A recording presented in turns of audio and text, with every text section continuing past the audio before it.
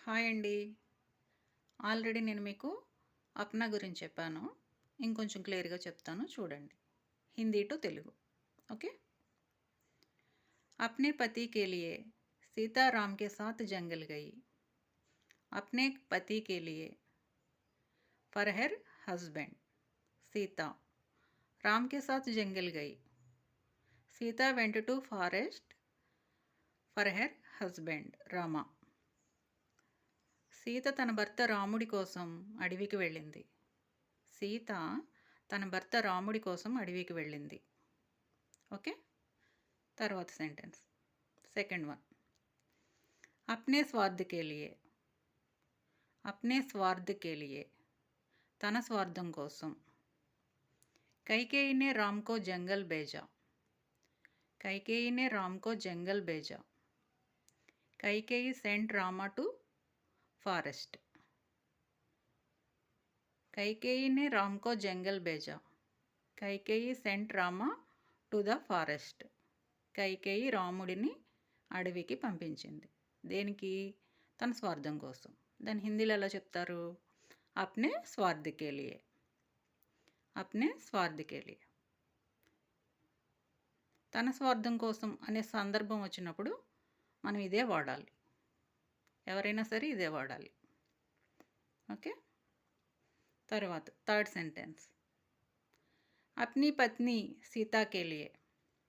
अपनी पत्नी सीता के लिए राम ने रावण से युद्ध किया. తన భార్య సీత కోసం రాముడు రావణుడితో యుద్ధం చేశాడు. సీతా కే లియే ఫర్ సీత. నే ఎప్పుడు కూడా పాస్ట్లోనే వస్తుంది. ఆల్రెడీ యుద్ధం జరిగిపోయింది కాబట్టి రామ్నే రావణ్ సే యుద్ధ కియా. సే హ్యాస్ 4 మీనింగ్స్. సే అనే లెటర్కి హిందీలో 4 మీనింగ్స్ ఉన్నాయి. సే means with, than, from, by. With, than, from, by. Okay. సేకి 4 అర్థాలు ఉన్నాయి. తెలుగులో అయితే తో, నుండి, వలన, ద్వారా. ఓకే. తర్వాత సెంటెన్స్ ఫోర్త్ వన్. అప్నీ బెహన్ శూర్పణఖ కే లియే. తన చెల్లెలు శూర్పణఖ కోసం. అప్నీ బహన్ శూర్పణఖ కే లియే తన చెల్లెలు శూర్పణఖ కోసం. రావణ్ నే సీతా కా అపహరణ కియా. రావణ్ నే సీతా కా అపహరణ కియా. Ravana abducted Sita for his sister Shurpanakha. Ravana abducted Sita for his sister Shurpanakha. అపహరణ్ అబ్డక్షన్. ఓకే. కేలియే. కేలియే అనే వర్డ్ ఎక్కడొచ్చినా ఫర్ అనే వస్తుంది. కేలియే.